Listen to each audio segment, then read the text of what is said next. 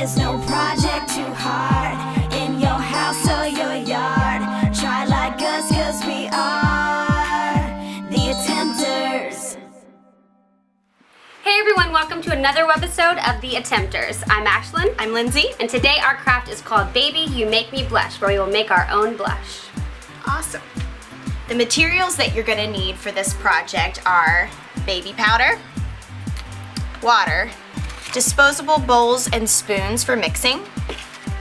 You'll need some food coloring, some teaspoons to measure, and I picked this up from the dollar store and I just poked out the blush, but if you have anything like this is perfect. I also have just a little tin container that I got at a yard sale, and you can easily just twist it off, or you can always recycle and use an old blush container. And let's get started. Your first step is you're going to take 3 tablespoons of water and mix it with a number of drops of red food coloring, depending on what shade of pink you want. Our water, we're gonna make a few different shades. And it gets messy because I'm not Professional blush maker? what? I'm not a pro in the kitchen, period, so I don't use these very often. Because we're gonna make a few different shades, I'm just gonna go ahead and put them in all of the bowls. So for now, I'm gonna give that to you because you're gonna wanna make a little bit more coral, but for these, I'm gonna put 2 drops, 3 drops, 3 to 4, and then 5 to 6. See what color we get. That's good. 1, 2, 3. Oh, you were saying French. You mixed. 1, 2, 3, 4, 5. And then we'll do a couple drops for you, and then you will just slowly keep adding in 1 or 2, depending. Okay. We'll mix that a little bit. Get that good red color going. Super red. Our next step is we're gonna take 1 to 2 teaspoons of baby powder and mix it in to create a really smooth, soft mixture that will eventually get the texture of clay. I'm just gonna put 1 in because we've never done this before. We are, again, attempting. So we'll just gradually mix it in to see how it is. And you can, even after you put the 2 teaspoons in, you can easily just add a little bit more as you go if you need it. We put it in a bowl just because taking it apart was potentially going to create a mess. Yes. So we put it in a bowl just so that we can measure correctly. All right, let's start to mix this and see what we get.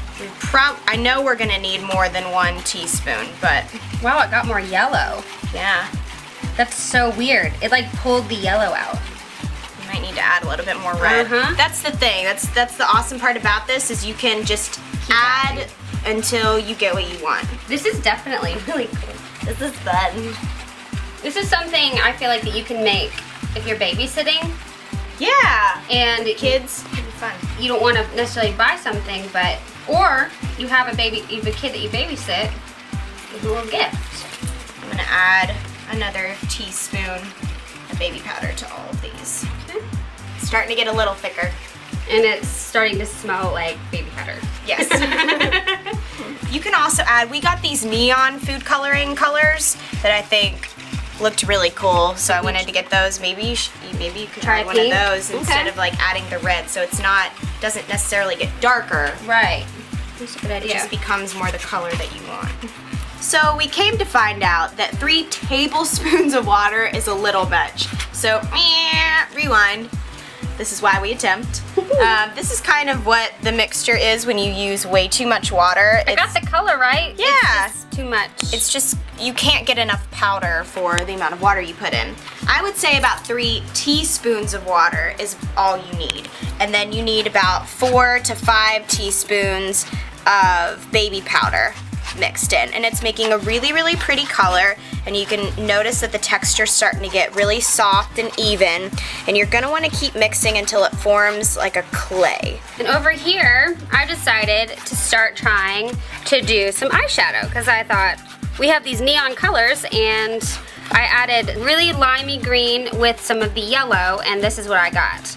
It's really cool and it's already making that texture that we were talking about.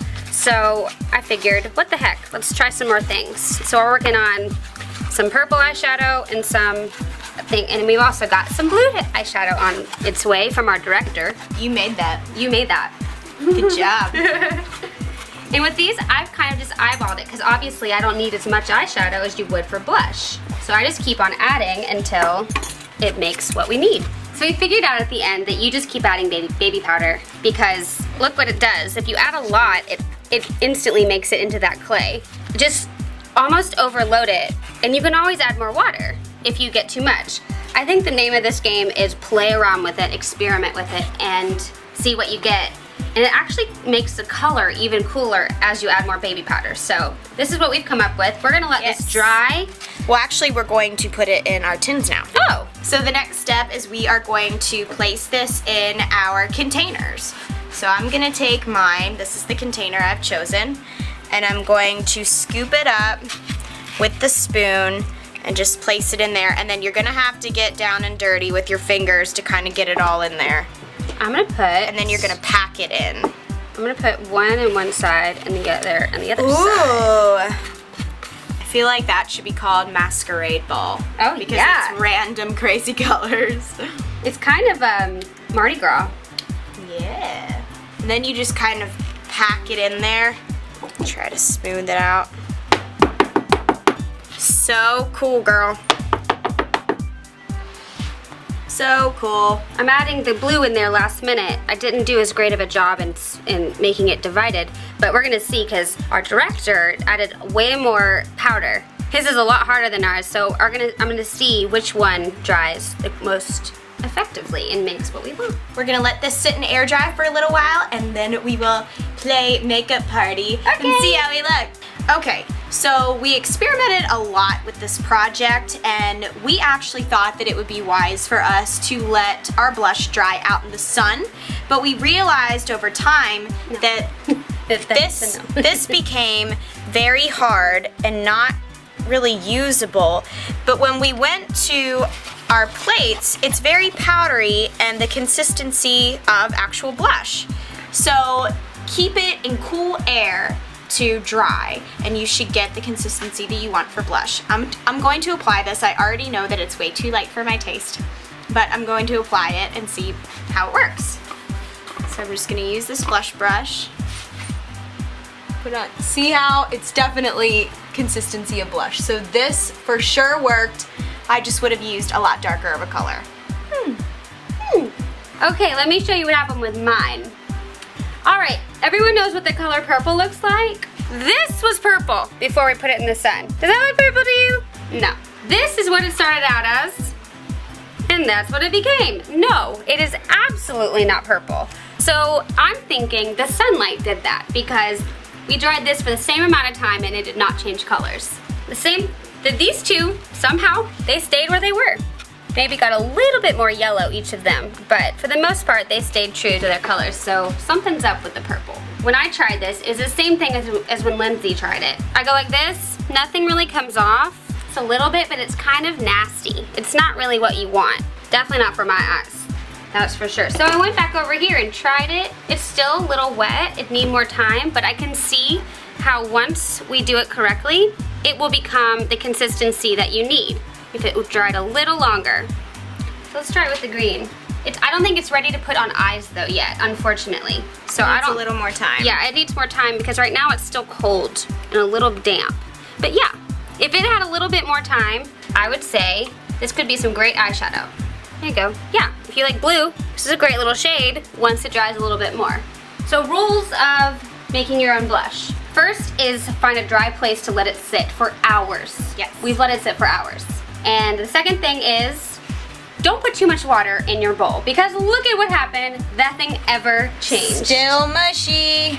And moral of the story, you have to have a lot of time to experiment with this to get it right, but at the end of the day, I think that this really could work. Oh yeah, definitely. I would definitely do it again if I knew what I was doing. So we attempted, yeah we did. We kind of succeeded because we're letting you know it can work. Ryan, what do you think? No. That's so sweet. I love him. I love him.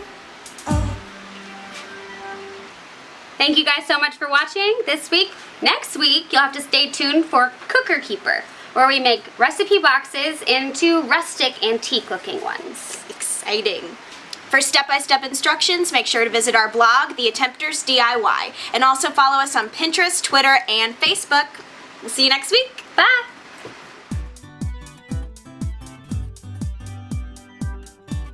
My white cheeks.